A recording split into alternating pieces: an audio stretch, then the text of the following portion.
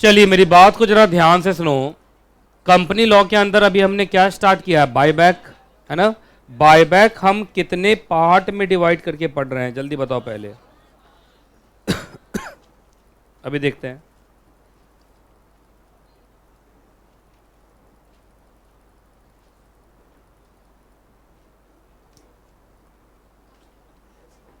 ये है ना। चलिए जरा ध्यान से सुनो। बायबैक चैप्टर, बायबैक के अंदर होता क्या है? कंपनी अपने शेयर होल्डर के पास वापस जाती है और उसको कहती है कि हम तुमसे तुम्हारा शेयर जो हमने तुमको दिया था वही हम वापस खरीदने के लिए तैयार हैं। अब शेयर होल्डर को अगर कंपनी का ऑफर प्राइस पसंद आता है तो शेयर होल्डर अपना शेयर कंपनी को दे देगा। Company will buy back that share और उसको 7 दिन के अंदर कंपनी क्या करेगी? एक्सटिंग्विश और डिस्ट्रॉय कर देगी। ये है ना। चलिए बायबैक का पहला पार्ट इंट्रो का था, ख़त्म हो चुका। उसके बाद हमें 3 सेक्शन पढ़ने, 68, 69 एंड 70। 68 हम लगभग पढ़ चुके थे। जो प्रैक्टिकल वाला पार्ट था वो वाले पार्ट हमने छोड़ दिए थे, ये ना। अब हम उसको कंप्लीट करके तुरंत 68 को ख़त्म करेंगे। टाइम बच गया तो 69 भी करेंगे, टाइम बच गया तो 70 भी करेंगे। ऐसे चांसेस कम हैं 68 कंप्लीट हो जाए, यही बहुत बड़ी बात है ना। तो 68 में हमने बहुत कुछ पढ़ लिया है। जो छोटी छोटी चीज़ें रह गई थी, मुझे लगता है वो ये रह गया था, यहाँ से 2-3 रह गया था, है ना। तो चलो यहाँ से पढ़ना शुरू करें फिर। चलो जी, हेडिंग बोलो जोर से।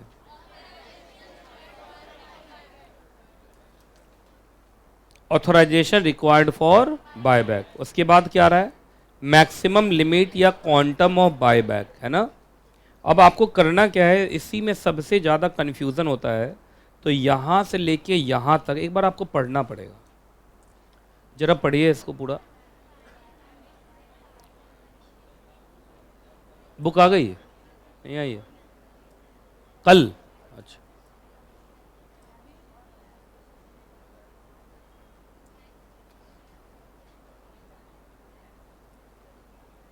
जल्दी पढ़िए।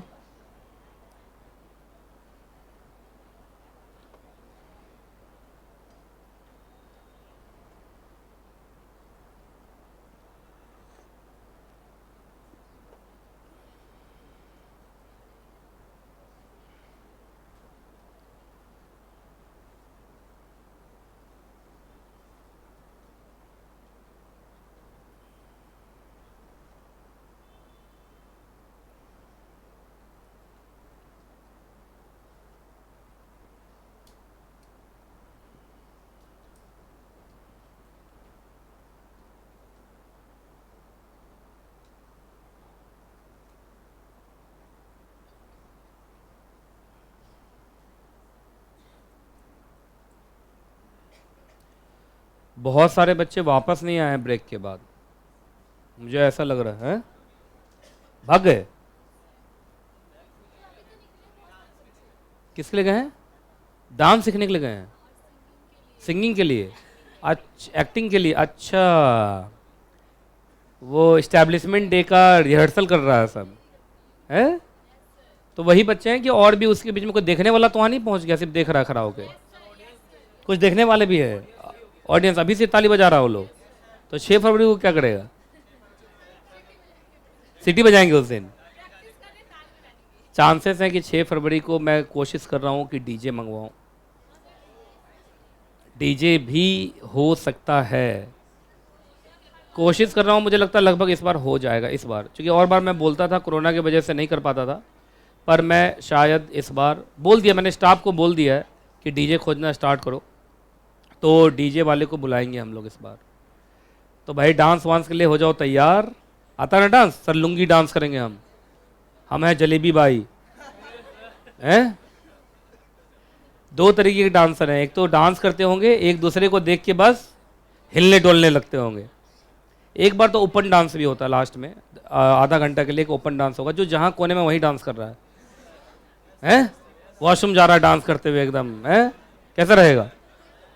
तो डीजे चाहिए कि नहीं चाहिए, पहले ये बता दो मुझे। कितने लोगों को डीजे चाहिए? अच्छा सुन लो, खाना पीना या डीजे, दोनों में से क्या? दोनों वाला नहीं है, बोथ वाला नहीं है, दोनों में से एक बताओ। चलो कितने लोग डीजे के फेवर में कि डीजे आना चाहिए? सिर्फ डीजे, सिर्फ डीजे। नहीं बोलो, मैं उसी हिसाब से करने वाला हूँ। डीजे। कितने लोग रिफ्रेशमेंट के लिए? नॉर्मल रिफ्रेशमेंट ही होता है, बहुत ज़्यादा खाना क्या मतलब चावल दाल थोड़ी खिलाऊंगा। फिर से हाथ उठा रहा हूँ। कितने लोग डीजे ही चाहिए? डीजे चाहिए। और कितने लोगों को रिफ्रेशमेंट चाहिए? है? अच्छा, कुछ लोग हाथ नहीं उठा रहे हैं। सर हमें जो चाहिए वो आप दे नहीं पाएंगे। हैं? ये वाला है क्या? नहीं, सच में नहीं दे पाऊंगा। तो इसलिए वो कहीं हाथ नहीं उठा रहा है। तो तुम लोग का पार्टी का डेफिनेशन काफ़ी वाइडर हो चुका है अब। तो हम लोग बच्चे उच्चे हैं भाई, तो हम लोग तो डीजे और रिफ्रेशमेंट में ज़िंदगी गुजार देते हैं। तो डीजे या रिफ्रेशमेंट? नहीं, दोनों का ऑप्शन नहीं है। अब इंस्टीट्यूट का बर्थडे है तो केक वेक कटेगा ही, तो केक देख लेना तुम लोग। खाने के लिए नहीं मिलेगा, देख लेना बस, सूंघ लेना, इतना करने दूंगा। ना डीजे चाहिए इसका मतलब? पक्का? ये बच्ची नहीं बोल रही है। डीजे चाहिए कि नहीं चाहिए? चाहिए। दोनों का ऑप्शन नहीं है, डीजे या रिफ्रेशमेंट। अच्छा, ऑनलाइन वाले बच्चे कैसे आएंगे? D2H वाला डीजे चला दूंगा, अपना घर पे डांस करेगा वो लोग। D2H लाइव कैसा रहेगा? अपने लोग की स्क्रीन पे वो बच्चा सब दिखाई देता रहेगा, अपना डांस कर रहा है, और हम लोग अपना यहाँ डांस करते रहेंगे। बोलो ठीक रहेगा? तो ठीक है, तो फिर डीजे मुझे मंगवाना ही पड़ेगा है? तो मैं आज स्टाफ को स्ट्रांगली बोल देता हूँ कि डीजे तो चाहिए ही चाहिए, है ना, चाहे और कुछ हो ना हो। ठीक है, तो डीजे मंगवा रहा हूँ, फिर फाइनल हो गया। अच्छा एक बात, तो ये क्लोज्ड है और इसमें इतने बड़े बड़े ग्लास लगे हुए हैं, तो डीजे की आवाज़ से ग्लास को तो कोई दिक्कत नहीं होगी?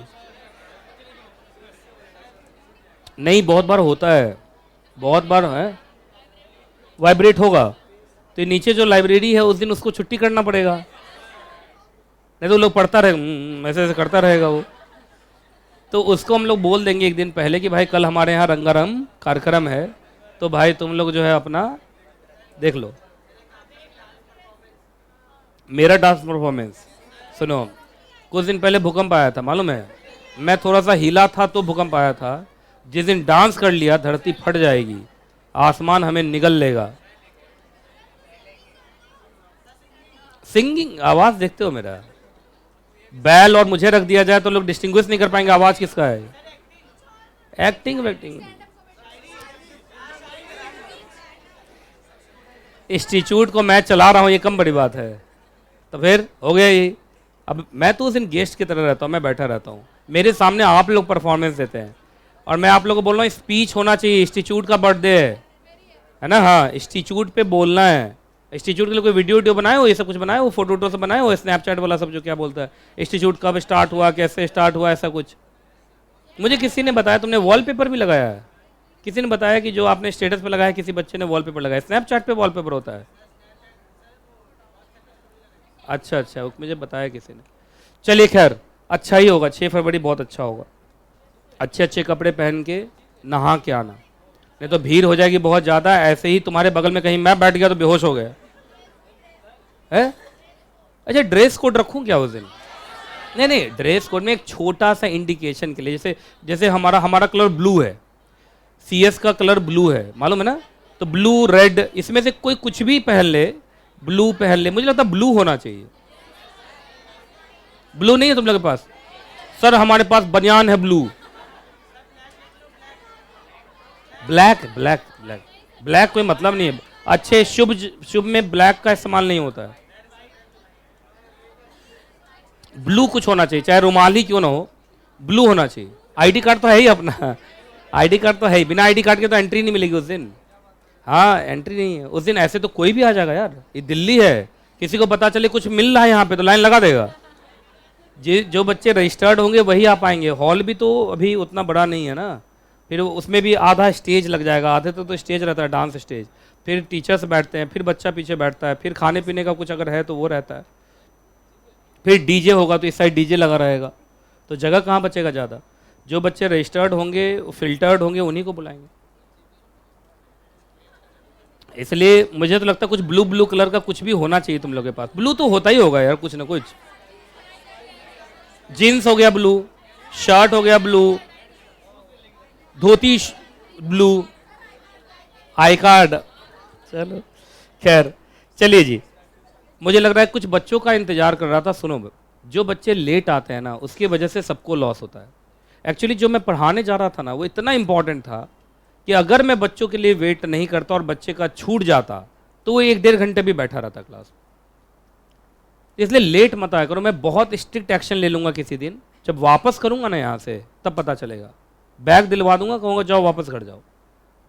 कुछ बच्चे आदत बना चुके हैं लेट की। जब मैंने बोला 1:55 तो 1:55 पर आना चाहिए था ना।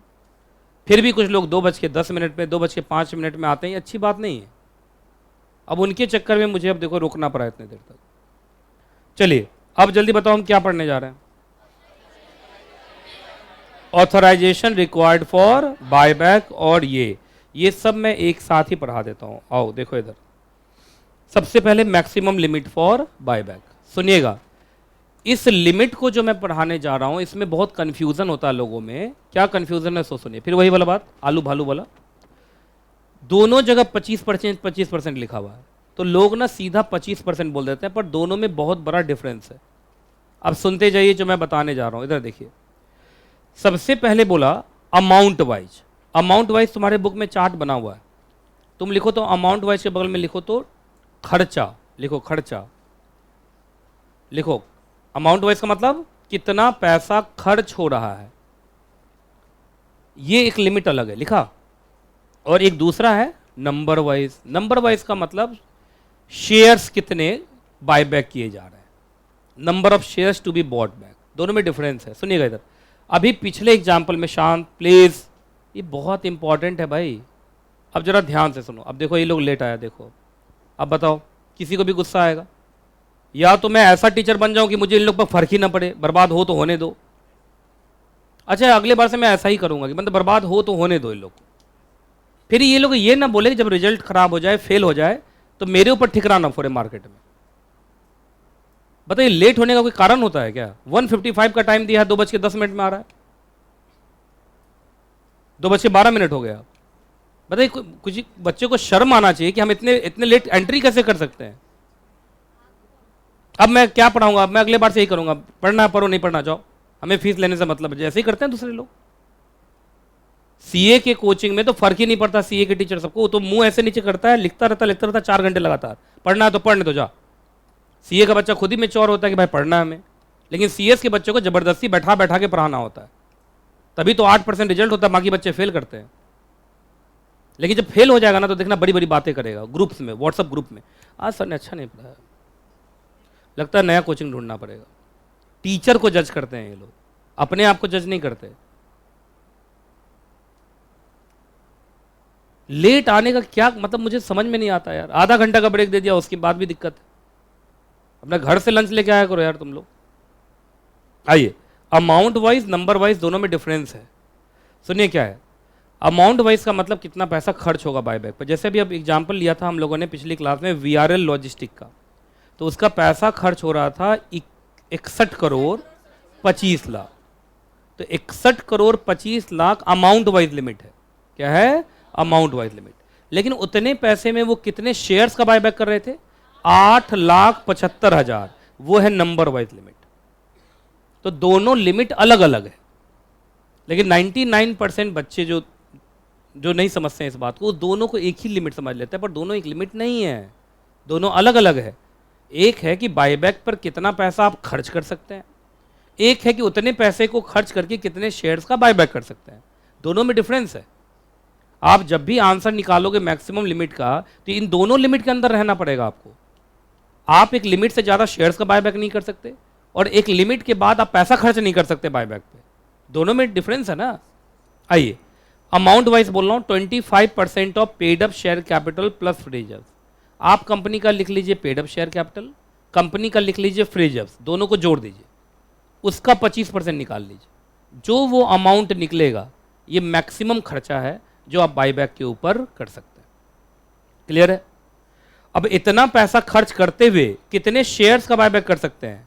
तो जितने नंबर ऑफ शेयर्स कंपनी में हैं उसका 25%, उससे ज़्यादा नहीं। ये मैक्सिमम लिमिट है। क्योंकि बहुत बार 25% of paid up share capital plus reserves बहुत ज़्यादा अमाउंट हो सकता है 25%, बहुत ज़्यादा अमाउंट में हो सकता है 100% शेयर्स का बायबैक हो जाए, पर 100% शेयर्स बायबैक अलाउड ही नहीं है। अरे 100% शेयर्स का बायबैक कर लोगे तो कंपनी में शेयर्स बचेगा ही नहीं, जीरो हो जाएगा। तो इस बात का ध्यान रखिएगा, दोनों पे लिमिट है, कितना पैसा खर्च हो सकता है और इतने पैसे को खर्च करते हुए कितने शेयर्स का बायबैक हो सकता है। दोनों डिफरेंस है, दोनों में डिफरेंस है। वो अलग बात है दोनों में 25-25% लिखा हुआ, तो दोनों में डिफरेंस है। एक है 25% of paid up share capital plus free reserves. Paid up share capital company का लिखिए, फ्री रिजर्व्स लिखिए, दोनों को जोड़िए, उसका 25% जो अमाउंट आया उससे ज़्यादा पैसा खर्च होना नहीं चाहिए। और इतने पैसे को खर्च करते हुए आप कितने शेयर्स का बायबैक कर सकते हैं भाई, तो 25% of total number of equity shares. जैसे आपने देखा था 8,75,000 शेयर्स का बायबैक कर रहा था, तो 8,75,000 टोटल नंबर ऑफ शेयर्स का 25% या उससे कम ही होगा। और इतने शेयर्स को बायबैक करने में खर्च कितना हो जा रहा था, 61 करोड़ 25 लाख। तो जो 61 करोड़ 25 लाख रुपीस था वो total paid up share capital plus free reserves के 25% के बराबर या उससे कम ही होगा।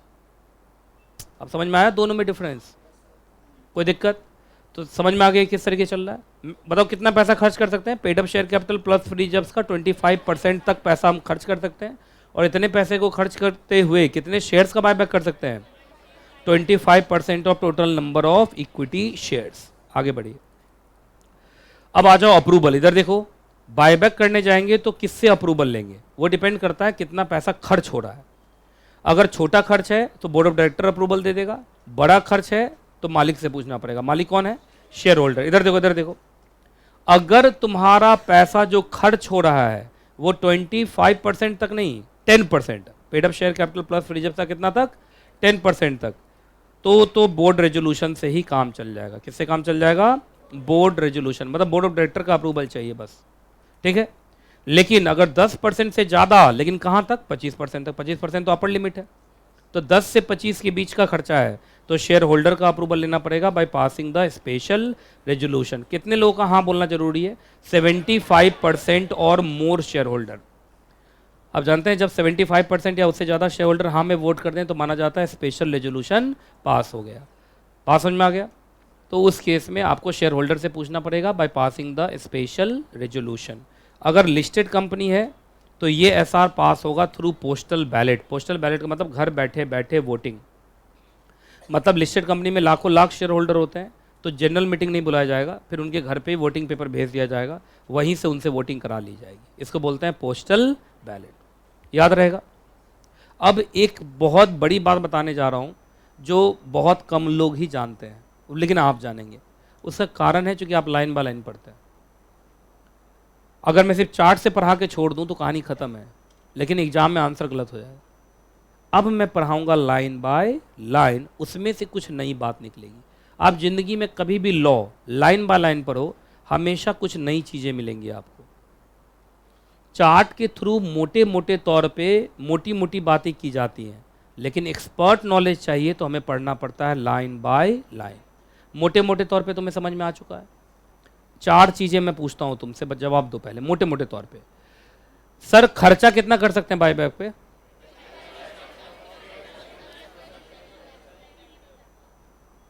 %25 of paid up share capital plus free reserve तक का पैसा हम खर्च कर सकते हैं बायबैक। इतने पैसे में कितने शेयर्स का बायबैक कर सकते हैं? 25% of total number of equity shares. ये समझ में आ गया? सर अगर 10% तक का खर्च है तो बोर्ड ऑफ डायरेक्टर के अप्रूवल से हो जाएगा bye passing the board resolution. अगर 10% से ज़्यादा, लेकिन कहाँ तक, 25% से ज़्यादा तो हो ही नहीं सकता, तो आपको शेयर होल्डर का अप्रूवल चाहिए bye passing the special resolution. Share holder की जनरल मीटिंग बुलानी पड़ेगी, उनके सामने प्रपोजल रखेंगे, 75% या उससे ज़्यादा शेयर होल्डर हाँ में वोट कर दें तो माना जाएगा एसआर पास हो गया। अगर लिस्टेड कंपनी है तो एसआर कैसे पास होगा, थ्रू पोस्टल बैलेट, याद रहेगा।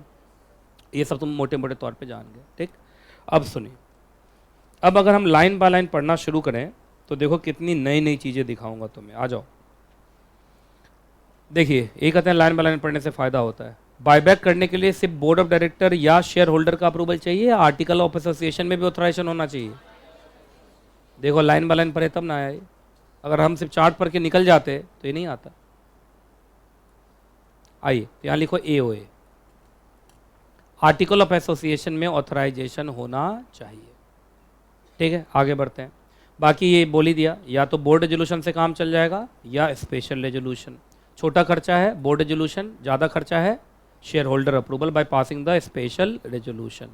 ठीक है, आगे बढ़े। चलो भाई लिमिट में आ जाओ। जो पहला लिमिट है ये देखिएगा, तो ये बोर्ड रेजोल्यूशन का लिमिट है।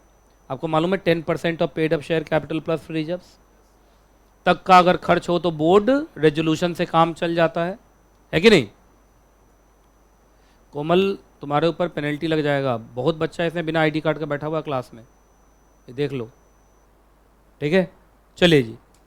बोर्ड रेजोल्यूशन अप टू 10%, 10% से ज़्यादा है तो shareholder approval by passing the special resolution. तो ये लिखा more than 10% but up to 25%, तो लिख दिया एसआर। तो ये एसआर का लिमिट है। पर अभी भी हमने लाइन बाय लाइन नहीं पढ़ा, हमने ऊपर ऊपर से अभी भी देख लिया। अब मैं इसके अंदर घुसूंगा तो बहुत बड़ी बात पता चलेगी। इधर देखिए आप, जब हम बोर्ड रेजोल्यूशन का लाइन पढ़ते हैं तो उसमें लिखा है up to 10% of total of paid up equity capital.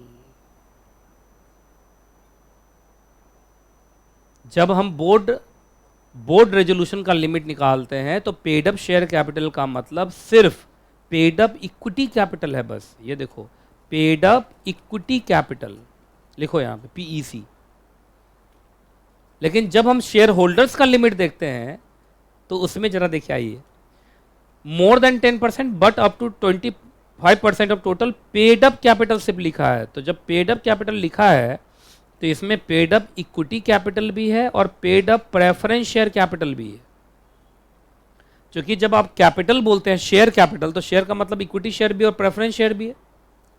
तो देखिए जब बोर्ड ऑफ डायरेक्टर का लिमिट लिया है तो उसमें सिर्फ इक्विटी कैपिटल जोड़ा है, और जब वो शेयर होल्डर का अप्रूवल लिया है तो पेड अप इक्विटी कैपिटल भी जोड़ा है और paid up preference share capital भी जोड़ा है। तो इसका मतलब शेयर होल्डर का लिमिट ज़्यादा है, मतलब शेयर होल्डर अप्रूवल देख के ज़्यादा पैसा खर्च कर सकता है। नहीं सर, शेयर होल्डर मालिक है ना यार। पहले ये समझ में आया? अगर लोग ऊपर ऊपर से देखें तो ये नहीं ढूंढ पाएंगे, उनको लगेगा 10% of paid up share capital plus free reserve. अरे लेकिन जब 10% of paid up share capital बोलते हो तो उसमें सिर्फ पेड अप इक्विटी कैपिटल है, मतलब सिर्फ इक्विटी शेयर कैपिटल वहाँ लिखोगे आप, प्रेफरेंस शेयर कैपिटल नहीं लिख पाओगे। लेकिन जब शेयर होल्डर का लिमिट निकालते हैं तो उसमें सिर्फ पेड अप शेयर कैपिटल लिखा है, और पेड अप शेयर कैपिटल में तो पेड अप इक्विटी कैपिटल भी है और paid up preference share capital भी है। बात समझ में आया? अभी जब हम इसका प्रैक्टिकल क्वेश्चन करेंगे तो समझ में आएगा, थ्योरेटिकली समझ में आ रहा है आपको? तो अगर मैं चार्ट में थोड़ा ठीक करूं, ये कर लिया था तुम लोगों ने, ये लिखा था जैसे मैंने कराया। आ जाओ भाई, जब हम निकालते हैं बोर्ड रेजोल्यूशन का लिमिट तो पेड अप शेयर कैपिटल का मतलब पेड अप इक्विटी कैपिटल लिखो, पेड अप इक्विटी कैपिटल। आज जब हम शेयर होल्डर का देखते हैं तो इसमें पेड अप इक्विटी कैपिटल भी है और paid up preference share capital भी है। तुम लोग फुल फॉर्म लिखोगे, समझे ना? Paid up equity capital, paid up preference share capital, paid up preference share capital. हो सकता है बहुत सारी कंपनी ने इक्विटी शेयर भी इशू किया हो और प्रेफरेंस शेयर भी इशू किया हो, तो कैपिटल तो दोनों हो गया ना, इक्विटी शेयर कैपिटल भी और प्रेफरेंस शेयर कैपिटल भी। लेकिन जब वो बोर्ड रेजोल्यूशन का लिमिट बता रहा था तो खुल के बोल दिया था पेड अप इक्विटी कैपिटल, तो जब इक्विटी बोलो तो सिर्फ इक्विटी लेंगे। लेकिन अगर तुम जब शेयर होल्डर्स का लिमिट देखे तो पेड अप इक्विटी कैपिटल भी है और पेड अप प्रेफरेंस भी, क्योंकि यहाँ पे उन्होंने इक्विटी वर्ड नहीं लिखा, सीधा लिख दिया पेड अप शेयर कैपिटल। तो शेयर का मतलब तो दोनों है ना, इक्विटी भी और प्रेफरेंस भी। देखिए छोटी बात है, लेकिन अगर ये बच्चा नहीं जाना तो लिमिट गलत निकालेगा ना वो। अरे उसका प्रैक्टिकल क्वेश्चन गलत नहीं हो जाएगा? बताइए आप। तो दोनों जगह पेड अप शेयर कैपिटल है या एक जगह पेड अप इक्विटी है? सिर्फ बोर्ड मीटिंग वाले में सिर्फ इक्विटी है और शेयर होल्डर वाले में इक्विटी भी है और प्रेफरेंस भी है। याद रहेगा? तो देखो कितनी बड़ी बात थी, इसलिए बोलता हूँ लाइन बाय लाइन पढ़ा करो। आइए इसके बाद, बाकी मैंने बता ही दिया था, अगर लिस्टेड कंपनी है तो एसआर कैसे पास हो?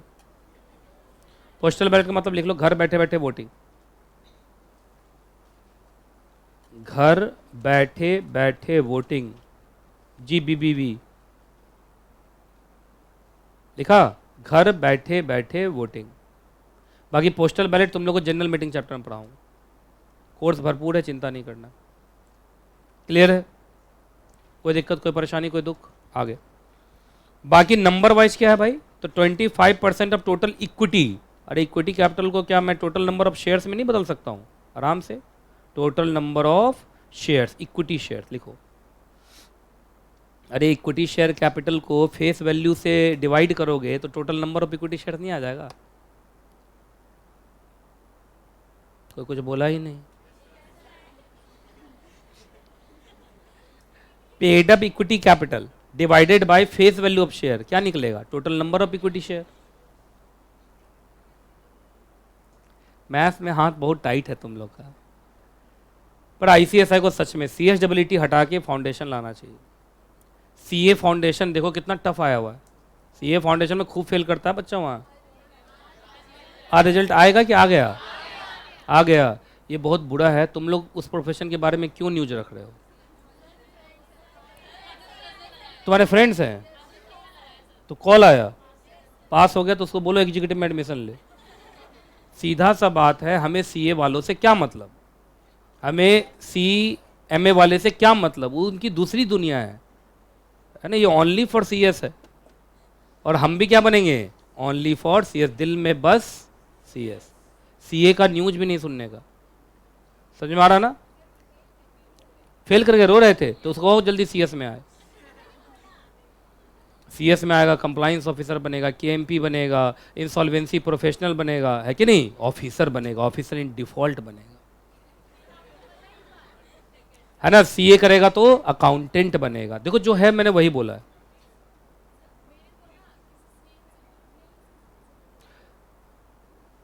ये क्या बोली मालूम है? ये बात एकदम सही बोल रही है। किसी सीए कोचिंग ने ही इनको यहाँ भेजा था कि सीएस कर रहे हो तो आप नीतीश कुमार जायसवाल के यहाँ जाओ। हाँ, उन्होंने रेफर किया यहाँ पे, जिसमें हाँ, जिसमें सोचे वो खुद सीएस भी चलाते हैं। सुनिए आपको मैं बता रहा हूँ, एक बात बताता हूँ, देखो बुरा मत मानना प्लीज़, जो रियलिटी है वो रियलिटी है। आज इस लक्ष्मी नगर में सीए कोचिंग बहुत ज़्यादा है, मैं सीए के खिलाफ बोलता हूँ, लेकिन उनको फिर भी मालूम है कि अगर ये सीए के खिलाफ बोल रहा है तो कम से कम अपने सीएस के बच्चों के साथ तो न्याय कर रहा है। नहीं समझे आप? मैं बीच का रास्ता थोड़ी ले रहा हूँ कि सीए का भी कोचिंग चला रहा हूँ, सीएस का भी चला रहा हूँ, तो मैं बीच बीच में बोलूँगा। जो दोनों को चलाते हैं वो बीच बीच में बोलते हैं, क्या बोलते हैं? नहीं सीए भी अच्छा प्रोफेशन है, सीएस भी अच्छा। मैं क्यों बोलूँगा भाई? वो अच्छा है बुरा है वो जाने, हमको अपने प्रोफेशन से मतलब है। तो सीए वाले लोग थोड़े से मेच्योर हैं, सीए का कोचिंग वाला भी और सीए का स्टूडेंट भी। तुम देखना, तो मेच्योर है तो उसको मालूम है कि अगर ये हमारे खिलाफ बोल रहा है तो कम से कम अपने बच्चों के लिए तो अच्छा कर रहा है। सही बोल रहा हूँ कि नहीं बोल रहा हूँ? आपको जितना अपने प्रोफेशन से जोड़ूंगा उतना ही अच्छा रिजल्ट होगा, उतने अच्छे सीएस बनोगे। लेकिन मैं 24 घंटा सीए का गुणगान करूंगा तो तुम डेमोरलाइज नहीं हो जाओगे, डिमोटिवेट नहीं हो जाओगे? पहले बताओ। तो देखिए मैं इतना उनके खिलाफ बोलता हूँ फिर भी वो रेफर मुझे ही करते हैं। मैंने बहुत कोचिंग को देखा, सीए का कोचिंग सब है, वो बोलता है सीएस कर रहे हो तो सिर्फ एनकेजे में जाओ, नीतीश कुमार जायसवाल के पास, क्योंकि वो मेच्योर लोग हैं, उनको मालूम है कि हम ठगते नहीं हैं। लेकिन बाकी जो है सीए का भी बोर्ड लगाया हुआ है, सीएस का भी लगाया हुआ, और तो और सिर्फ सीएस का लगाया और अंदर सीए के बच्चों को बैठाया हुआ जी, छिपा के। आप देखना जाके, मैं रिपोर्ट इकट्ठा कर रहा हूँ, बताऊँगा तुम लोग। एक कोचिंग पकड़ाया है, अब मैं तो यही कर रहा हूँ ना, आप देखिएगा, आपको शायद 6 फरवरी को मैं भंडाफोड़ करूँगा, आपको मालूम भी होगा। बहुत सारे लोग हैं सीए, एक फ्लोर सीए, अगले फ्लोर पे किसका बोर्ड लगाया हुआ है? सीएस का जी है। ऐसे बहुत सारे हैं। आज जब वो क्लास का फोटो डालते हैं यूट्यूब पे तो उसमें सीए सीएस सबके बच्चों को इकट्ठा करके फोटो डाल देते हैं और लिख देते हैं बिगेस्ट सीएस बैच। और सीए का बच्चा फोटो में भी ऐसे करता है, मैं सीएस कहाँ हूँ जी, का मुँह अजीब बनाया था आपने। आइए चलिए, याद रखना, paid up equity share capital word है यहाँ, इसको मैं अगर फेस वैल्यू से डिवाइड कर दूंगा तो क्या निकल जाता है? Total number of equity shares. आगे ना, चलो अच्छा आगे पढ़ते हैं, आ जाइए। अच्छा एक बात बताओ, अभी तुमने देखा था 10% से ज़्यादा पैसा खर्च करोगे तो शेयर होल्डर का अप्रूवल चाहिए। शेयर होल्डर का अप्रूवल लेने के लिए आपको उनकी जनरल मीटिंग बुलानी पड़ेगी। जनरल मीटिंग बुलाने के लिए आपको उनको नोटिस भेजना पड़ेगा, तो नोटिस के साथ आपको भेजना पड़ता है एक्सप्लेनेटरी स्टेटमेंट। लिखो, explanatory statement sent along with, लिखो sent along with notice of general meeting. Notice of general meeting लिखा, explanatory statement sent along with notice of general meeting. नहीं समझ में आया? Sent along with notice of general meeting, मतलब जो notice भेजेंगे उसके साथ आपको एक एक्सप्लेनेटरी स्टेटमेंट जोड़ना पड़ेगा। आइए, एक्सप्लेनेटरी स्टेटमेंट का मतलब होता है, इधर सुनो सुनो सुनो सुनो, तुम लोग को जनरल मीटिंग चैप्टर में पढ़ाऊंगा, ये सब जनरल मीटिंग है, लेकिन हल्का बता दे रहा हूँ। तुम लोग मेरे शेयर होल्डर हो, मान लो तुम लोग मेरे शेयर होल्डर हो, और मैं बायबैक करना चाहता हूँ, मैं कंपनी हूँ, और मेरा खर्चा मैंने देख लिया 10% से ऊपर जा रहा है, तो मुझे मालूम है अकॉर्डिंग टू सेक्शन 68 मुझे शेयर होल्डर का अप्रूवल चाहिए। तो तुम लोग की जनरल मीटिंग बुलाऊंगा, तुम लोग को रात में सपना तो नहीं आ जाएगा कि जनरल मीटिंग होने वाला है, नोटिस भेजूंगा? नोटिस ही नहीं भेजूंगा। अच्छा, सिर्फ नोटिस में ले लूँ, आ जाना, आ जाना, या ये लिखूंगा एक्सप्लेन करके, आइए आप, और बायबैक के ऊपर आपको वोट करना है। अच्छा, बायबैक के ऊपर वोट करना है, सिर्फ इतना बोल के छोड़ देंगे कि बायबैक को अच्छे से एक्सप्लेन करेंगे, जिससे कि वो वेल इन्फॉर्म डिसीजन मेकिंग कर सके। क्या कर सकें? वेल इन्फॉर्म डिसीजन मेकिंग कर सकें। तो बताइए बायबैक को कैसे एक्सप्लेन करेंगे? 1 2 3 4 5 6, 5 ही है, ज़्यादा बोल गया। पहला, क्या सारे मटेरियल फैक्ट लिखेंगे, इतना शेयर्स का बायबैक कर रहे हैं, ये ऑफर प्राइस है, बायबैक करने का क्यों सोचा है, अच्छे से एक्सप्लेन करना पड़ेगा। आइए, लिखिए दिया, नेसेसिटी फॉर बायबैक का नेसेसिटी क्या हो सकता है? सर हॉस्टाइल टेकओवर से बचना चाहते हैं, सर प्रमोटर की होल्डिंग बढ़ाना चाहते हैं, सर शेयर मार्केट में शेयर का दाम काफ़ी गिर गया है, सर हम ओवर कैपिटलाइज हैं, हम क्या हैं? Over capitalise, sir idle money पड़ा हुआ है, अर्निंग पर शेयर, कुछ भी, नेसेसिटी कुछ भी हो सकता है। अगला, कौन सा शेयर्स का बायबैक कर रहे हो भाई, मतलब ये बताना है, मतलब पूछ नहीं रहा हूं तुम लोगों से, ये बताना है। कितना पैसा खर्च कर दोगे बायबैक में, ये बताना है, पूछ नहीं रहा हूं, बताना है।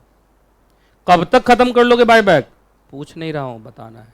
क्योंकि सुनिए, शेयर होल्डर वोट करने से पहले इतनी जानकारी चाहेगा ना, उसके बाद ही वो डिसाइड करेगा कि उसको हाँ में वोट करना है या ना में। तो जो नोटिस भेजेंगे उसमें बायबैक बढ़िया ढंग से एक्सप्लेन होना चाहिए। कोई दिक्कत, कोई परेशानी, कोई दुख? चलिए जी आगे बढ़ते हैं, आइए,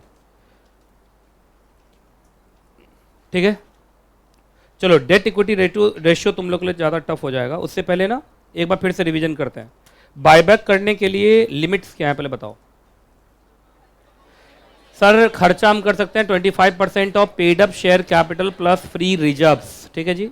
सर नंबर वाइज इतने पैसे को खर्च करते हुए हम total number of equity shares का बस 25% ही बायबैक कर सकते हैं।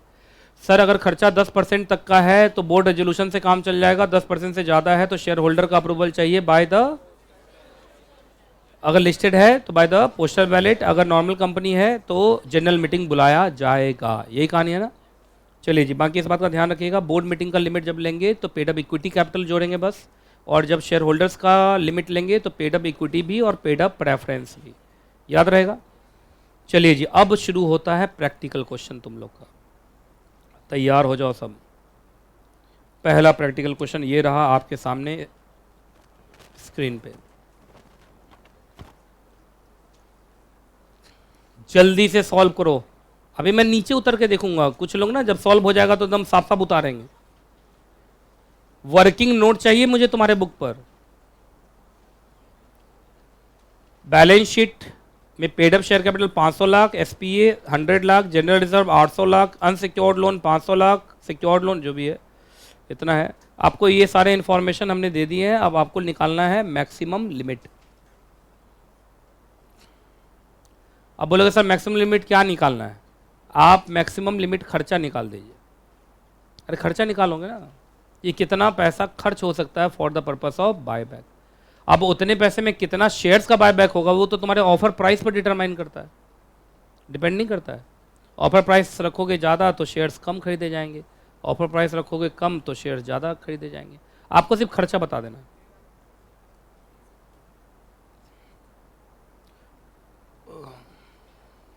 $350 लाख, आराम से सोच कर समझ कर आंसर कर।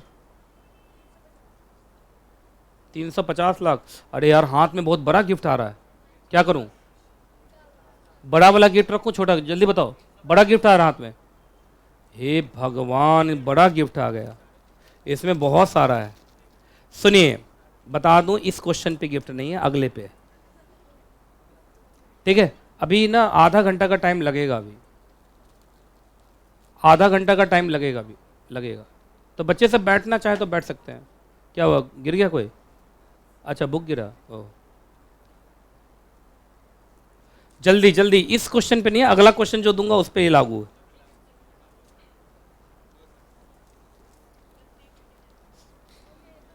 चलिए, कितने बच्चों का क्या क्या निकला? कुछ लोग work in progress, man at work, WIP, सीधा कैलकुलेटर पे निकाल दिया तुम लोग। क्या है आंसर? चलिए मैं सॉल्व करके दिखा रहा हूं। ये तो वार्म अप क्वेश्चन था बस।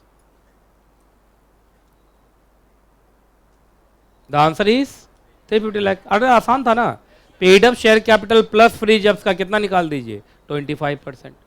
पेड अप शेयर कैपिटल में क्या आ गया? 500 लाख। फ्री जब्स में 800 लाख कैसे आ गया? जनरल रिजर्व 800 लाख, याद है ना, जनरल रिजर्व को फ्री जब्स कहते हैं। और SPA आपको याद होगा, फ्री रिजर्व में SPA भी आता है। अरे आज फ्री रिजर्व का पढ़ा नहीं रहा था तुम लोग को एक लिस्ट, तो उसमें याद होगा जब फ्री रिजर्व पढ़ रहे थे तो उसमें SPA का भी नाम था। तो paid up share capital plus free reserve आ गया 1400 लाख, सीधा उसका 25%। ये तो सिंपल क्वेश्चन था, ऐसा क्वेश्चन तो एग्जाम में नहीं आएगा, ऐसा ही था, वार्म अप क्वेश्चन था। आप लोगों को वार्म अप कर दिया, क्योंकि अगला भयंकर क्वेश्चन आने वाला। चलिए, अब अगला क्वेश्चन आने से पहले मुझे एक और पढ़ाना है। सुनिए, ये एक बार जल्दी से इसको पढ़ जाओ, ये बड़ा टफ है।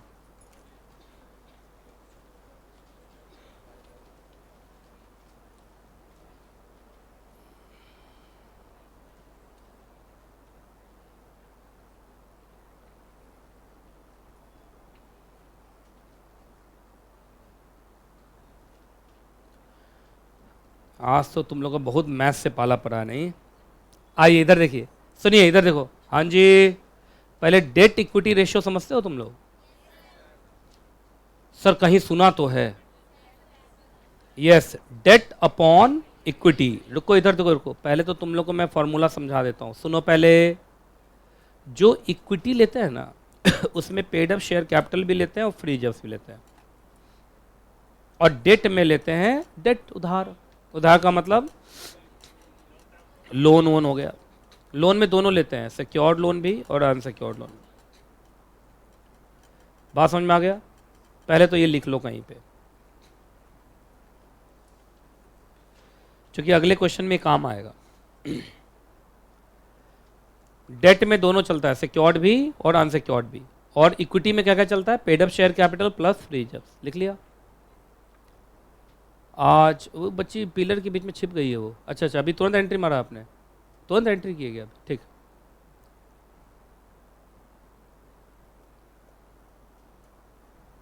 ठीक, लिख लिया? चलो सुनो, जो बच्चा CSEET से अभी तुरंत आया है एग्जीक्यूटिव में, उन लोग के लिए ये सब पहाड़ हो जाता है। तो आपको सुनो, पहाड़ है तो क्या हुआ, चढ़ना तो पड़ेगा, क्योंकि पहाड़ चढ़ने के बाद ही प्रोफेशनल आएगा। एग्जीक्यूटिव तो पहाड़ ही है, तो ये सब तो पढ़ना पड़ेगा आपको, है कि नहीं? डेट इक्विटी समझ में आ गया? तो सुनो, तुम्हें क्या लगता है कि किसी भी कंपनी के बैलेंस शीट में डेट ज़्यादा, मतलब डेट इक्विटी रेशियो, मतलब डेट के मुकाबले इक्विटी ज़्यादा होना चाहिए, कम होना चाहिए? सुनो, इक्विटी ओन्ड फंड होता है कंपनी का, लिख लो कहीं पे। मतलब ये ओनर का पैसा होता है, खुद का पैसा होता है। और डेट होता है बोरोड फंड, ये दूसरों से मांगा हुआ पैसा होता है। तो तुम मुझे बताओ ज़्यादा क्या होना चाहिए? ओन्ड फंड होना चाहिए ज़्यादा या बोरोड? सब तो बोल ही नहीं रहा है तो। अच्छा, ओन्ड फंड ज़्यादा होना चाहिए, बोरोड फंड कम होना चाहिए, क्योंकि बोरोड तो गलत है ना, उधार पर लिया हुआ पैसा वापस लौटाना पड़ेगा। तो सुनिए, इधर देखिए, इधर देखिए, इधर देखिए, सुनो। आफ्टर बायबैक, ये जो लॉ पढ़ाने जा रहा हूं इसमें लिखा हुआ है कि बायबैक के बाद आपका डेट इक्विटी रेशियो मैक्सिमम या बहुत हुआ तो बराबर तक 2 होना चाहिए, 2 से ज़्यादा नहीं। इसका मतलब क्या है? इक्विटी के मुकाबले डेट 2 गुने से ज़्यादा होना नहीं चाहिए। उसका कारण है, मैं बताऊंगा क्या। पहले ये समझ में आ गया? बात समझ में आ रहा है क्या बोल रहा हूं मैं? डेट इक्विटी जो है तुम्हारा, वो 2 से ज़्यादा होना नहीं चाहिए। मतलब बहुत खींचोगे तो 2 तक जा सकता है। 2 का मतलब इक्विटी के मुकाबले डेट दुगुना तक हो सकता है, दुगुना से ज़्यादा होना अच्छी बात मानी जाती नहीं। पहले ये समझ में आ गया? तो पहले ये लिख लो, after buyback your debt equity ratio must be less than और इक्वल टू व्हाट, 2 से ज्यादा नहीं। अब ऐसा वो क्यों लिखा मैं वो भी बताऊंगा, ऐसा वो क्यों लिखा मैं वो भी बताऊंगा। अभी आधा घंटा का टाइम है, कोई दिक्कत नहीं ना? नहीं, तुम लोगों से नहीं पूछ रहा हूँ, नो सर, तुम लोगों को तो यहीं बैठे रहना है। तुम लोग का तो लाइफ बर्बाद हो चुका, तुम लोग अपने बारे में क्यों बात करते हो? सुबह 8:30 से बैठे हो ना कुछ लोग, हाँ तो बर्बादी तो तैयार है, मतलब तुम क्या सोचते? 8:30 से 5, 8:30 से 5, अब तो तुम देखो तुम्हारे साथ करता क्या हूं मैं, है?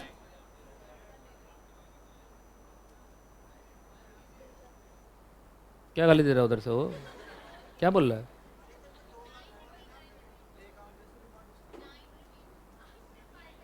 After buyback debt equity ratio, यही ना, यही पूछ रहे हो? After buyback debt equity ratio must be less than और equal to 2, must be less than और इक्वल टू 2, मतलब 2 से ज्यादा हो नहीं सकता। अच्छा एक बात बताइए, क्यों घबरा रहा है ये लोग, मतलब सेक्शन 68 क्यों घबरा रहा है, मतलब क्या डर हो गया? बायबैक के बाद डेट इक्विटी रेशियो पर क्या फर्क पड़ रहा है?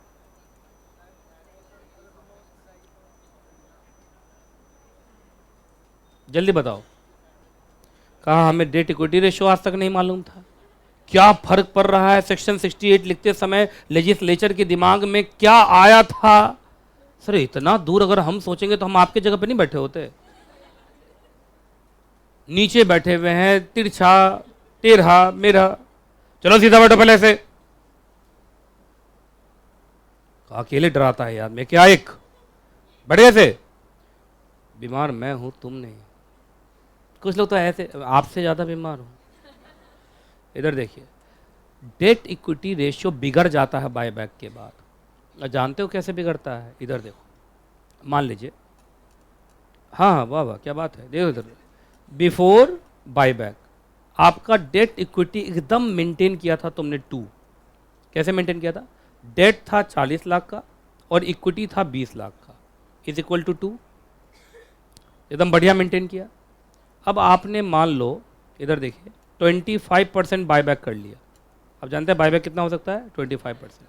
तो देखो, जब आप बायबैक करोगे तो डेट को नहीं छुओगे, उधार तो उधार ही है, डेट का मतलब डिबेंचर होता है, बॉन्ड होता है, लोन होता है, अरे उसको थोड़ी कुछ कहते हैं हम।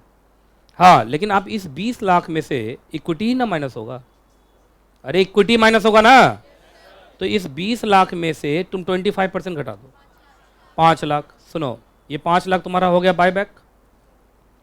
तो आफ्टर बायबैक अगर तुम देखोगे, आ जाओ, आफ्टर बायबैक डेट तुम्हारा 40 ही है, लेकिन इक्विटी हो गया 20 माइनस 5 15। अगर तुम इसका रेशियो निकालोगे तो 2 से ज़्यादा आ गया, 2.67 आ गया, है ना? गलत हो गया ना, गलत हो गया ना, ये तो नहीं होना चाहिए।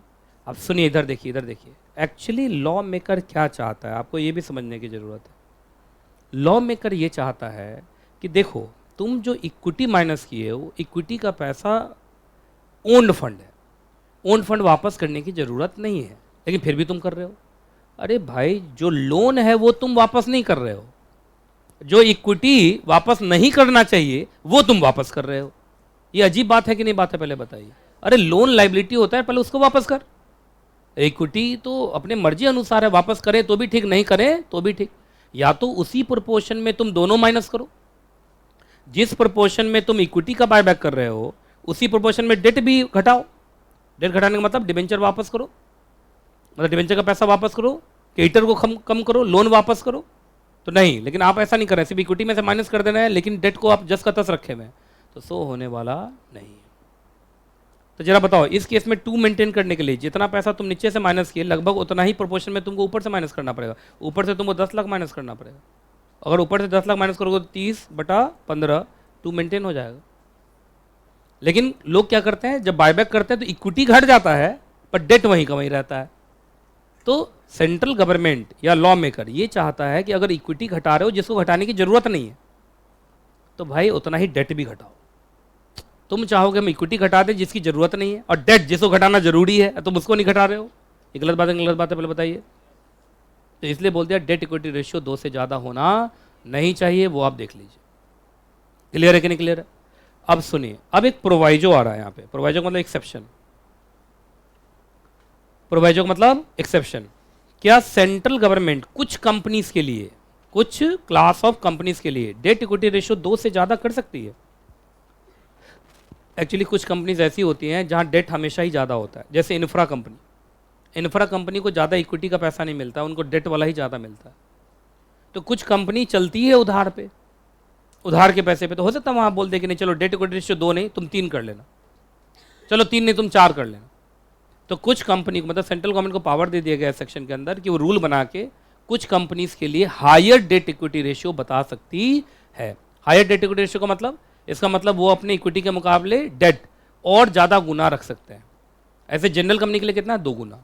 2 गुना से ज्यादा होना नहीं चाहिए। बात समझ में आ रहा है? पर कुछ कंपनीज के लिए हो सकता है कि आने वाले समय में रूल बने और रूल में बता दें कि इन कंपनी के लिए डेट इक्विटी रेशियो कितना अलाउ करते हैं हम? 3, मतलब 3 गुना ले सकते हैं। ये हुआ ना, इक्विटी के मुकाबले डेट को कितना ले सकते हैं? 3 गुना या 4 गुना या 5 गुना। सेंट्रल गवर्नमेंट को पावर है कि वो ऐसा कर सकता है, पर सेंट्रल गवर्नमेंट ऐसा जिस पर कोई रूल बनाया भी नहीं है। तो जनरली आपको ध्यान रखना है कि बायबैक के बाद आपका डेट इक्विटी रेशियो 2 से ज़्यादा होना नहीं चाहिए। अब इस कंडीशन को भी कंसीडर करते हुए अब आपको एक क्वेश्चन दे रहा हूं मैं जो सबसे टफ क्वेश्चन है बायबैक पे। इससे बाहर नहीं आएगा एग्जाम में, इसके नीचे ही आएगा, इसके ऊपर नहीं आएगा। अब सुनिए, इधर देखो, इधर देखो, इधर देखो।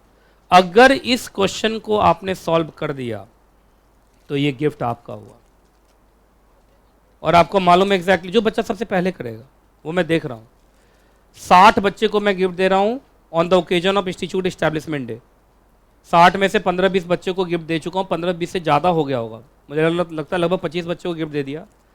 और आज ये मिलना, इसमें बहुत सारे गिफ्ट हैं, इसमें बहुत सारे गिफ्ट। तो जल्दी से अपने आंखों में लाइए लालच लपलप। क्या लाइए? लालच लपलप। और फिर मैं आपके सामने दे रहा हूं क्वेश्चन, उसको सॉल्व कीजिए। अगर क्वेश्चन, कैलकुलेटर का भी इस्तेमाल करेंगे, क्यों नहीं करेंगे? क्या हो गया? तो कर लो, क्या हो गया? वो तो गजब चौंक रहा है मुझे देख के, कह रहे सर कैलकुलेटर। मतलब हाँ, तो आप फोन में है तो कर लो, क्या हो गया? ये मिलेगा है, सबके आंखों में आ गया लालच लपलप।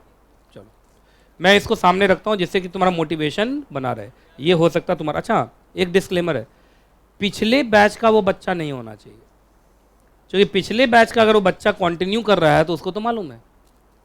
ये सिर्फ न्यू स्टूडेंट्स के लिए। अब मुझे मालूम है कि कौन यहाँ सदियों से है ना, सदियाँ बीत गई इस कोचिंग में, मुझे मालूम है कौन कौन है वो लोग। चलो ये रहा क्वेश्चन तुम्हारे कंप्यूटर स्क्रीन पे।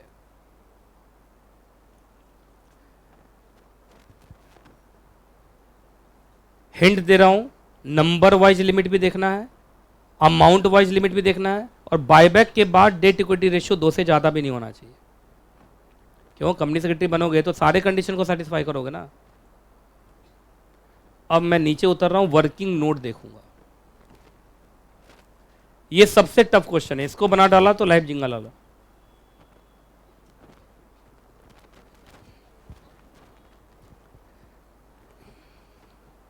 कुछ लोग मेरे तरह क्वेश्चन ही लिख देंगे, कहेंगे यही वर्किंग नोट है।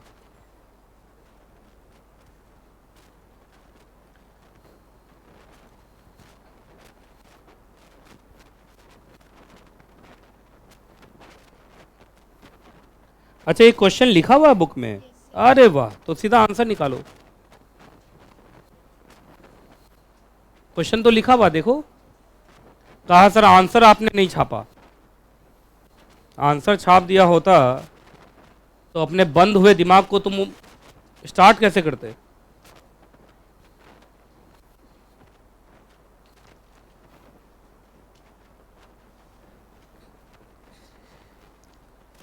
अमाउंट वाइज लिमिट निकालिए, नंबर वाइज लिमिट निकालिए, और जो भी लिमिट से आंसर आपका निकलता है उसको डेट इक्विटी शेयर पे डाल के देखिए कि आपका डेट इक्विटी रेशियो बायबैक के बाद कहीं 2 से ज्यादा तो नहीं जा रहा है। बहुत कहानी है। निकल गया आंसर? कितना है?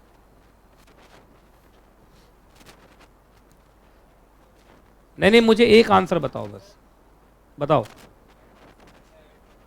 है कितना?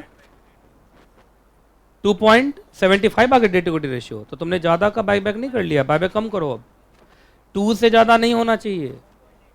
1.93 तुम्हारा आ गया डेट इक्विटी रेशियो, कितने का बाईबैक किए? अभी किया ही नहीं है। देखो ये गिफ्ट के चक्कर में बच्चा कुछ भी कर रहा है? 64.5 लाख गलत आंसर, तुम रिजेक्ट हो गए। अब याद रखना गिफ्ट उसी को मिलेगा जो पहली बार में ही सही आंसर देगा।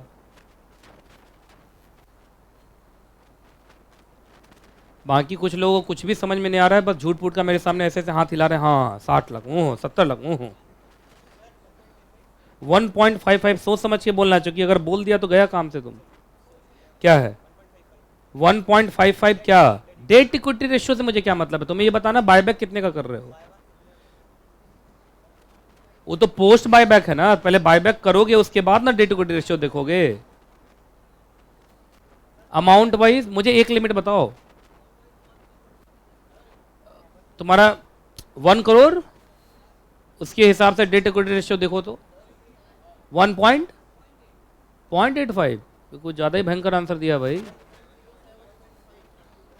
30 लाख 430 लाख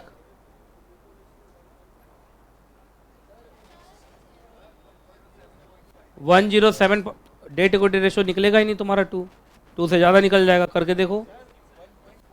अरे एकदम नहीं आएगा, तुम लोग को डेट इक्विटी रेशियो निकालने नहीं आ रहा है, इसका मतलब 430 लाख का बायबैक करोगे, ये आंसर है तुम्हारा। मुझे आंसर बताओ बायबैक कितने का होगा? 107 लाख का। 107 लाख के हिसाब से डेट इक्विटी रेशियो 2 से ज्यादा आ रहा है, क्योंकि तुम्हें डेट इक्विटी रेशियो निकालने नहीं आ रहा है। तुम लोग को जब आंसर नहीं आए तो क्वेश्चन को ही गलत कर देते हो।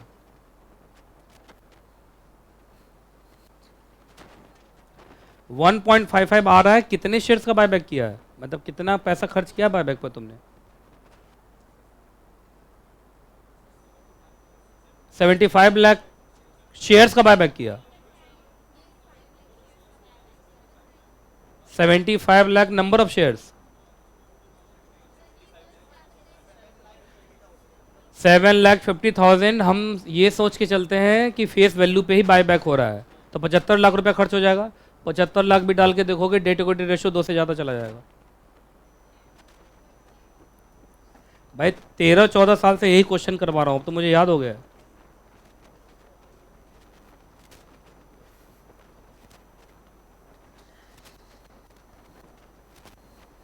कुछ जगहों पे 3-3, 4-4 लोग मिल के आंसर निकाल रहे हैं। 1.4 आ रहा है, कितने लाख पे, कितने लाख का बायबैक किया है? हैं?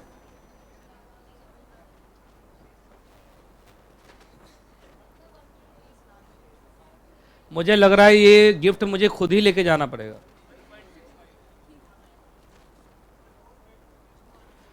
डेट इक्विटी रेशियो 2 से ज्यादा नहीं होना चाहिए, 2 आएगा तो भी चलेगा ना। 1.5 डेट इक्विटी रेशियो निकालने के लिए थोड़ी बोला मैंने बोला बायबैक कितने का होगा। 75 लाख पर डेट इक्विटी रेशियो 2 से ज्यादा आ रहा है।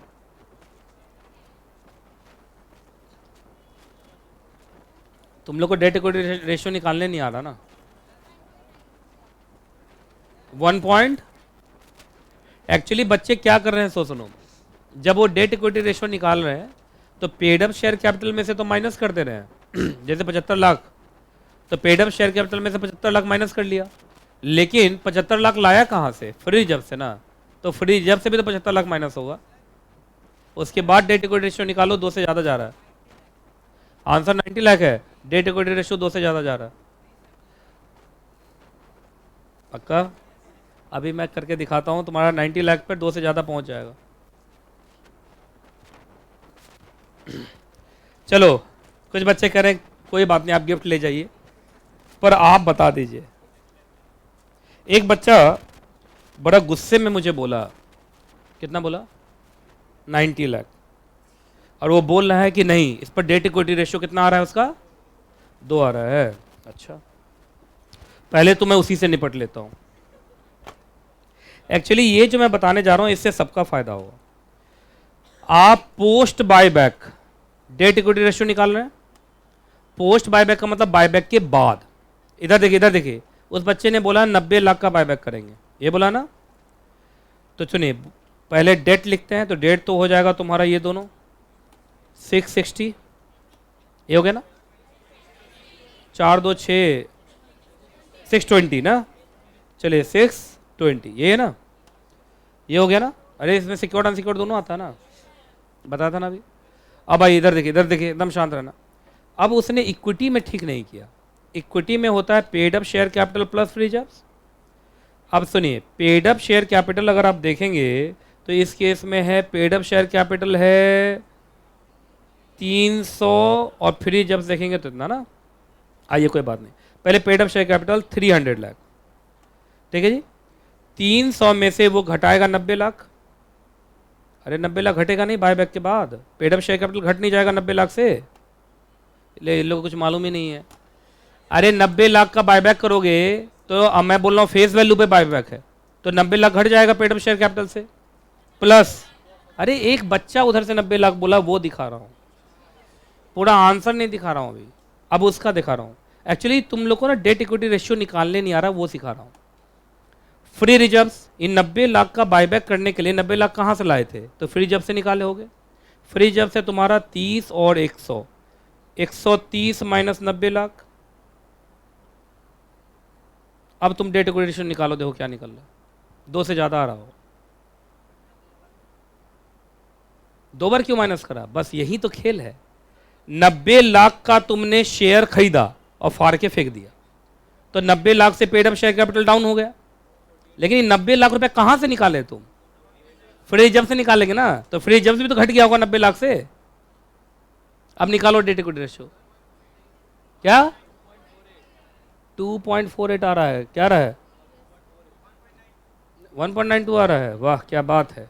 इधर देखिए 620 लाख यहां हो गया, 300 में से 90 घटाओ, 210 प्लस 130 में से 90 घटाओ, कितना हो गया 620 डिवाइडेड बाय 250 करो,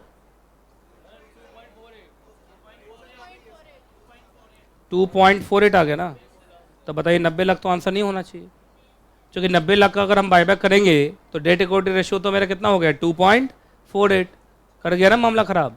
एक्चुअली तुम लोग को डेट इक्विटी निकालने नहीं आ रहा था, अब निकला। मेन कहानी यहाँ कि 2 बार क्यों माइनस हुआ, तो भाई जितना शेयर्स का बायबैक करते हो उसको फाड़ के फेंकोगे, तो फाड़ के फेंकोगे तो उससे कैपिटल डाउन हो जाएगा। लेकिन फाड़ के फेंकने के लिए, बायबैक करने के लिए पैसा कहाँ से अरेंज करोगे, तो 3 जगह से पैसा अरेंज करते हैं। 3 जगह तो यहाँ लिखा हुआ नहीं, यहाँ से फ्री रिजर्व दिया है, तो हम मान के चले फ्री रिजर्व से निकाल लिए होंगे पूरा पैसा। और 90 लाख का 90 लाख ही क्यों, चूंकि फेस वैल्यू पर क्या हो रहा है बायबैक। अगर ये दुगुनों पे बायबैक हो रहा होता तो यहाँ से तो 90 लाख घटता, पर यहाँ से 180 लाख घटता।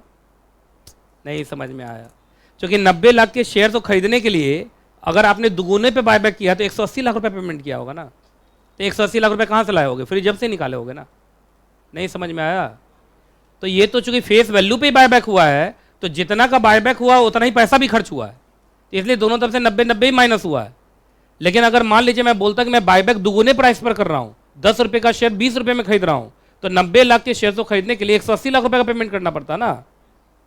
ये भी नहीं समझ पा रहा है ये लोग। जब तुम लोग को बायबैक स्टार्ट किया था तो पहले एग्जाम्पल में 2500 शेयर्स को खरीदने में कितना पैसा खर्च हो गया था, 5000, क्योंकि हमने दुगुने पे बायबैक किया था। 10 रुपया फेस वैल्यू था पर 20 रुपये पे बायबैक किया था, तो भूल भाल के तैयार बैठे हुए हो। तो आप बात समझो जो मैं बोलना चाह रहा हूं। यहां अगर कुछ ना लिखा हो तो हम मान के चलते कि बायबैक फेस वैल्यू पे हो रहा है, तो 90 लाख का शेयर कैपिटल घटा और 90 लाख ही फ्री रिजर्व से निकला। लेकिन वो 90 लाख आंसर नहीं है, क्योंकि 90 लाख के हिसाब से डेट इक्विटी रेशियो बाद में 2 से ज्यादा हो जा रहा है। अब लोगों ना गेम खेलेगा, एक काम करे थोड़ा घटाइए तो 30 के आसपास देखिए जरा।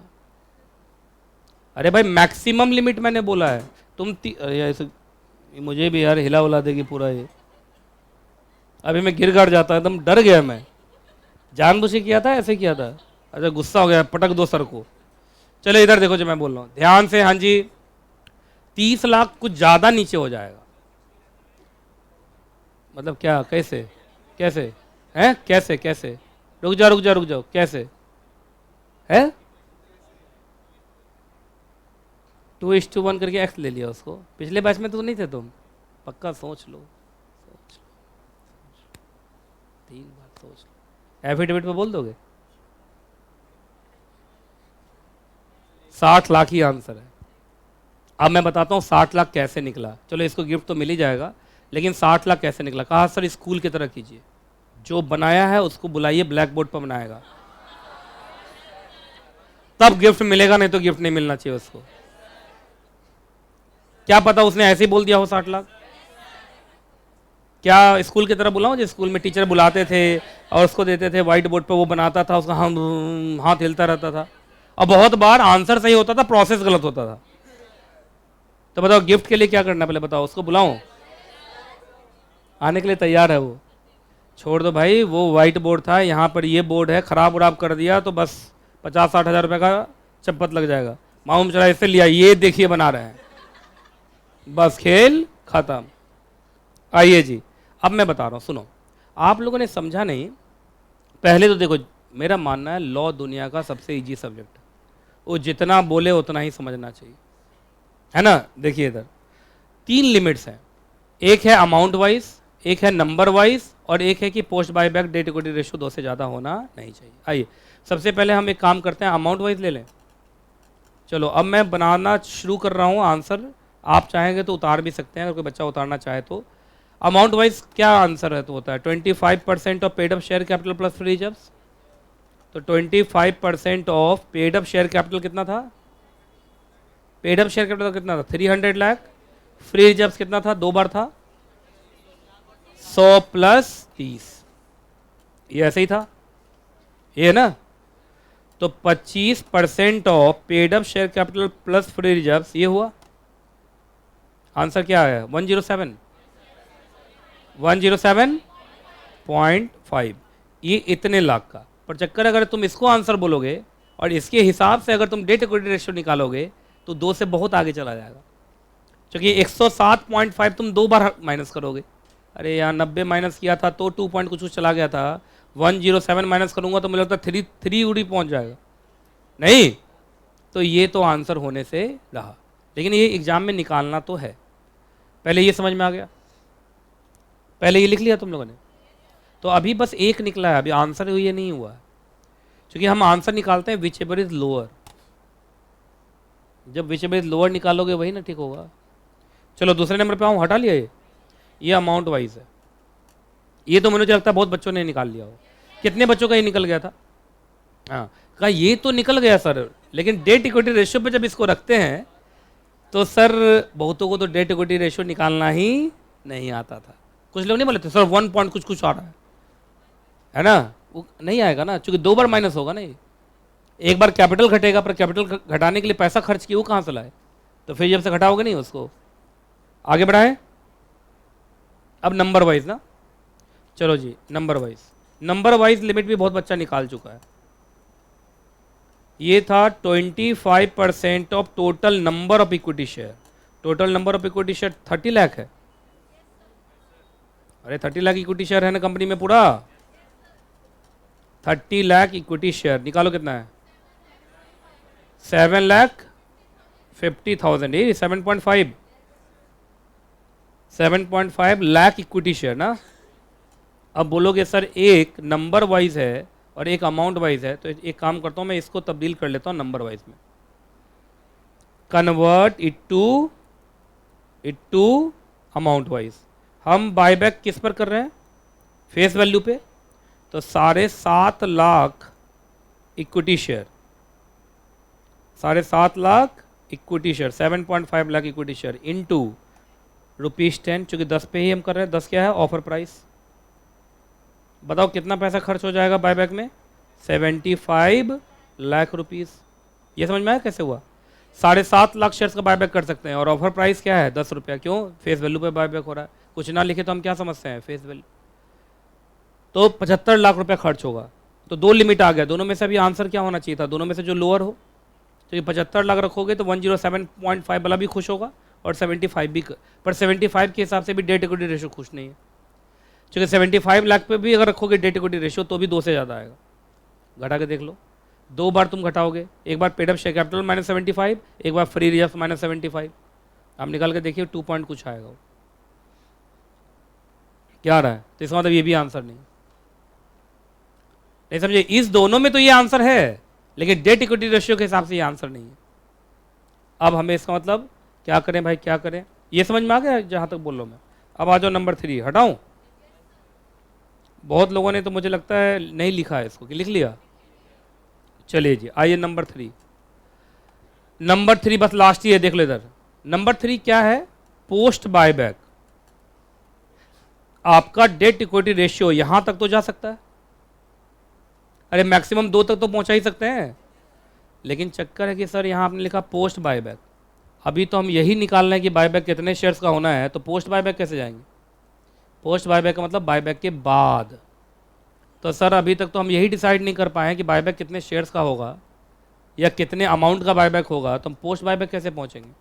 तो ये बचपन से पढ़े हो गए, ऐसे सिचुएशन जो प्रैक्टिकल ना हो तो वहाँ हम एजम्पशंस लेते हैं और वहाँ पर वो एक्स वाला कहानी चलता है।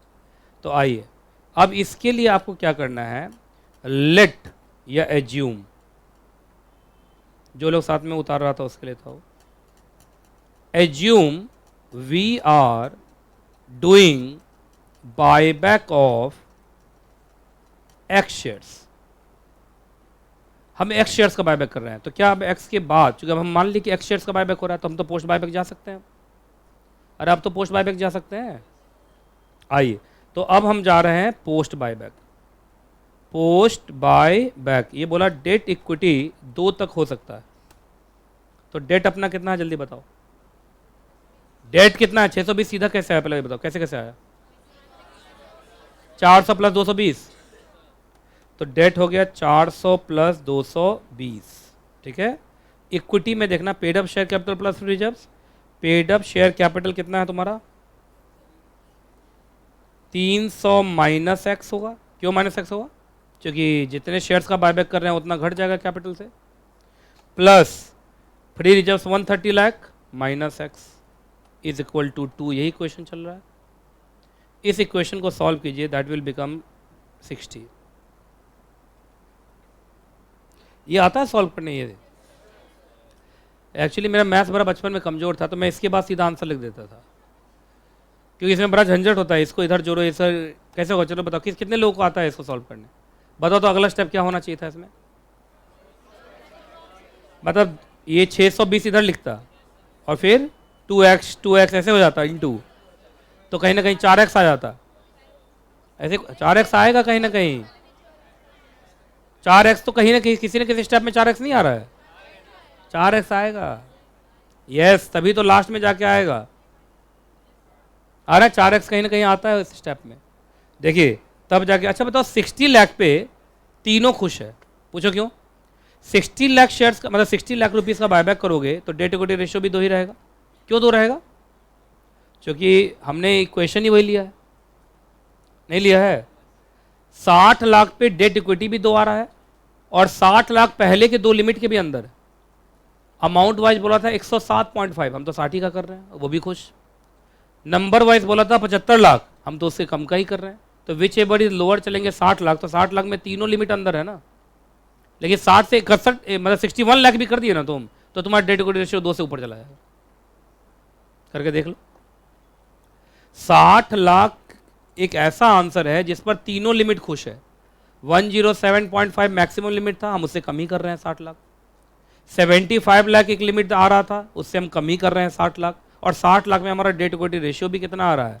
2 ही आ रहा है। तो 2 ही तक तो पहुंच सकते हो, 2 से ऊपर थोड़ी जा सकते तुम। तो आंसर इज 60 लाख। बात समझ में आया कि नहीं आया पहले बताओ? तो ये इस तरीके से जल्दी जल्दी उतार लो इसको। ये सबसे टफ क्वेश्चन था बायबैक पे, इससे टफ नहीं आएगा। ये सबसे ज्यादा टफ था जो मैंने करा दिया। अभी एक क्वेश्चन और है, बस 5 मिनट, ओनली 5 मिनट्स, वो सॉल्व क्वेश्चन है। चलिए हो गया। 60 लाख पे आप डेट इक्विटी रखना, 2 ही आएगा। वो 2 तो आएगा, इक्वेशन ही वही उठाया हमने। चलिए जी, पहले मैं गिफ्ट दे दूं। क्या नाम है आपका? नमन। क्या बात है, ताली नहीं बजा रहे हो? शौक लग गया क्या तुम लोग को? हैं, शौक लगा, शौक लगा, शौक लगा। कुछ लोग को डाउट है कि सर ये इतना लंबा चौड़ा प्रोसेस तो नहीं किया होगा। कि किया है? किया है, तो ठीक है, आ जाओ आ जाओ आ जाओ, जल्दी इस साइड आ जाओ। अब यहाँ तक पहुँचना भी कम बड़ी बात नहीं, तुम उस पर चढ़ के पीछे से इधर से करके आ जाओ। हाँ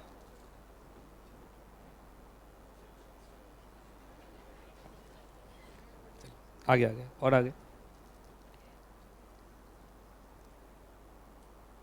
चलिए मेरे लिए सॉन्ग प्रिपेयर कर रहा है एस्टैब्लिशमेंट डे के लिए, चलो उसमें गिफ्ट भी जोड़ देगा हैं। चलिए मजा आया इसमें, पहले बताओ, ये सबसे टफ क्वेश्चन था है ना। आप कुछ बच्चे बोले यही आएगा ना एग्जाम में तो हम बनाएंगे, इससे ऊपर नीचे इधर उधर आया तो हम गए काम से। एक्चुअली थोड़ा सा दिक्कत तो है रहता है बच्चों को। मुझे लगता है यहाँ तक मैंने पढ़ा दिया और मेरा पूरा 68 कंप्लीट हो गया, सेक्शन 68 पूरा कंप्लीट। अब आइए एक क्वेश्चन लास्ट में मैंने दिया है, वो सीएस के एग्जाम में आया हुआ था, देखो तो कहाँ पर है वो क्वेश्चन, सबसे लास्ट में है या सबसे लास्ट में ना, 2 से 11 ना। बस 5 मिनट और लूंगा, 5 मिनट से अगर ज़्यादा ले लिया तो मेरा नाम नितेश कुमार जायसवाल ही रहेगा, ठीक है। चलिए सुनिए सुनिए प्लीज, थोड़ा ईमानदारी प्लीज प्लीज प्लीज। ऊपर का क्वेश्चन है उसको सॉल्व करना है, आप नीचे नहीं देखेंगे। देखो मैंने हटा दिया, नहीं तुम लोग मत काटना, पर आप बनाओ। चलिए ये क्वेश्चन एग्जाम में आया था और बहुत सारे बच्चों ने गलत आंसर दिया था। मुझे लगता है उस एग्जाम में 99% बच्चों ने पूरे भारत में गलत आंसर ही दिया था, 0.1% लोग ही सही आंसर दिए थे। उससे कारण है बच्चा फंस गया था लैंग्वेज में। सीएस के एग्जाम में बच्चा फंसता है लैंग्वेज में, और कहीं लैंग्वेज समझ गया तो आंसर कर देगा। आइए इधर देखिए, एक कंपनी का नाम बोलो, उसका पूरा दिखा रहा हूं तुम्हें। एक तो equity share, fully paid up share, face value इतना है, कितना है, 1 करोड़ है। देखो जल्दी बताओ जल्दी बताओ, 1 करोड़ है शायद। Equity share ₹5 is paid up on face value, ये हो गया पार्टली पेड अप शेयर। ऊपर वाला fully paid up equity share, ये क्या है, पार्टली पेड अप, कितना है, 1 करोड़, ये भी है। फिर डीवीआर वाले शेयर्स हैं, ये फुल्ली पेड अप है, ये भी है। अब सबसे पहले तो तुम्हें यही समझने की जरूरत है कि क्या इक्विटी शेयर कैपिटल में तीनों आएगा।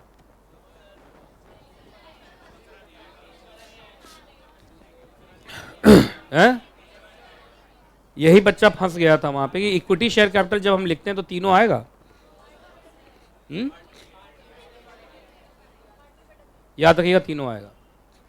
मेरी बात को जरा ध्यान से सुनिए भाई, कैपिटल तो है ही ना ये। अरे फुल्ली पेड अप है, पार्टली पेड अप, उससे क्या मतलब है। तुम बोलोगे sir partly paid up shares का बायबैक नहीं होता है। अरे बायबैक तो बाद में करूंगा, अभी तो सिर्फ लिमिट निकाल रहा हूँ। तो कंपनी का पेड अप शेयर कैपिटल में पेड अप इक्विटी कैपिटल तो है ही ये। क्यों बैलेंस शीट में तीनों नहीं लिखा होगा, 1 करोड़ 1 करोड़ 1 करोड़। तो फिर अरे ₹5 पेड अप होने के बाद 1 करोड़ है ये। नहीं समझ में आया इन लोगों को। अगर 10 पेड अप होता तो शायद ये 2 करोड़ होता। बात समझ में आ रहा है। तो ये तीनों ही आएगा, इसी में तो बच्चा फंस गया। देखो फंस गया ना तुम। तो मेन पॉइंट जहां तुम फंस सकते हो मैं उसी को डिस्कस कर लेता हूं पहले। अच्छा अगला, प्रेफरेंस शेयर कैपिटल 1 करोड़। आप मुझे बताओ ये आएगा, ये सिर्फ शेयर होल्डर के लिमिट में आएगा, बोर्ड वाले लिमिट में नहीं आएगा। क्योंकि बोर्ड वाले लिमिट में सिर्फ पेड अप इक्विटी कैपिटल चलता है, और जब शेयर होल्डर का लिमिट निकालते हैं तो उसमें पेड अप इक्विटी भी और पेड अप प्रेफरेंस भी है। अब देखो आ गया ना वो वाला कहानी जो मैंने बोला था, लाइन बाय लाइन जब हम पढ़ते हैं तो हमें पता चलता है। अब यहाँ फंस गया बच्चा। तो सुनिए, जब बोर्ड का लिमिट निकालेगा, बीआर का लिमिट निकालेगा, तो पेड अप शेयर कैपिटल में वो सिर्फ 3 करोड़ लिखेगा। लेकिन जब ये शेयर होल्डर का लिमिट निकालेगा तो 3 + 1 4 करोड़ लिखेगा, क्योंकि वहाँ पेड अप इक्विटी कैपिटल भी है और पेड अप प्रेफरेंस कैपिटल भी है। नहीं समझ में आया? आ गया? इसमें सारी चीज़ों का प्रैक्टिस कर लेगा ये आगे। अब मैनेजिंग डायरेक्टर, अच्छा फ्री जब्स कितना है, 7.5 करोड़। 7.5 करोड़ है कि क्या, देखो तो 7.5 करोड़ ही है ना। अब आइए, आप इस कंपनी की कंपनी सेक्रेटरी हैं और आपसे आपका मैनेजिंग डायरेक्टर पूछता है कि हम 100% प्रेफरेंस शेयर कैपिटल का बायबैक करना चाहते हैं। कहा सर ये तो फंस गया सर, प्रेफरेंस शेयर का कैसे होगा सर, ये तो इक्विटी शेयर का होता है। फंस गया तुम लोग। इसका आंसर 1 लाइन में लिखना था। सर प्रेफरेंस शेयर का भी तुम लोग को पहली क्लास में हर चीज़ बताता हूँ मैं। तुम लोग को याद हो पहली क्लास में बताया था, प्रेफरेंस शेयर का भी बायबैक होता है, बॉन्ड का भी बायबैक होता है, डिबेंचर का भी बायबैक होता है, बस वहाँ रिडेम्पशन वर्ड बोलते हैं। और इक्विटी शेयर का जब बायबैक होता है तो बायबैक बोलते हैं। तो इन्होंने बोला 100% प्रेफरेंस शेयर कैपिटल का बायबैक करना। 100% तो हो सकता है प्रेफरेंस शेयर कैपिटल का तो 100% ही रिडेम्पशन होगा। तो इसका आंसर क्या होना चाहिए, company is free to buy back its 100% paid preference share capital. Preference share capital का तो आपको करना ही है, आपको याद हो प्रेफरेंस शेयर पर आया था 20 साल से ज्यादा पैसा रख नहीं सकते आप। तो बस वहां पर वर्ड क्या इस्तेमाल होता है, रिडेम्पशन। तो यहां पर बस शब्दों का खेल था और कुछ नहीं था। इसका आंसर ये होना चाहिए था, आप अपने बोर्ड ऑफ डायरेक्टर को क्या एडवाइस करते, साहब आप 100% प्रेफरेंस शेयर कैपिटल का बायबैक कर सकते हैं, उसमें कोई दिक्कत नहीं, बस वर्ड क्या इस्तेमाल होगा, रिडेम्पशन। जो इक्विटी शेयर का बायबैक होता है वो 68 से चलता है और उसके लिए लिमिट है 25%। नहीं समझ में आया? आइए, you as a company secretary अपने आप को क्या समझिए, कंपनी सेक्रेटरी समझिए। बताइए, वो एग्जीक्यूटिव के ही एग्जाम में अपने आप को कंपनी सेक्रेटरी समझिए, और समझने के बाद अपने मैनेजिंग डायरेक्टर को एडवाइस कीजिए 3 चीजों पे। तो तुम आंसर क्या लिखोगे, सर क्या एडवाइस करें, हमें खुद ही नहीं पता है।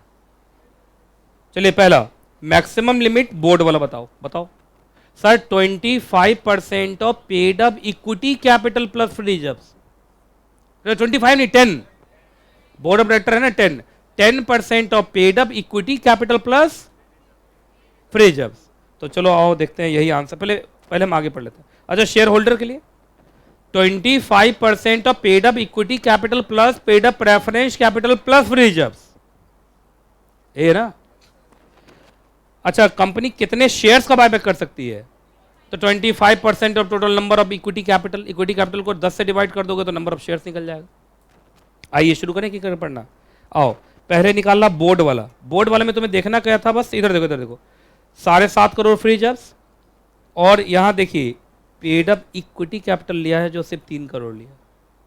इस दोनों को जोड़ दीजिए, हो गया 10 करोड़ 50 लाख। उसका सीधा क्या निकाल दिया, तुम्हें आता ही है।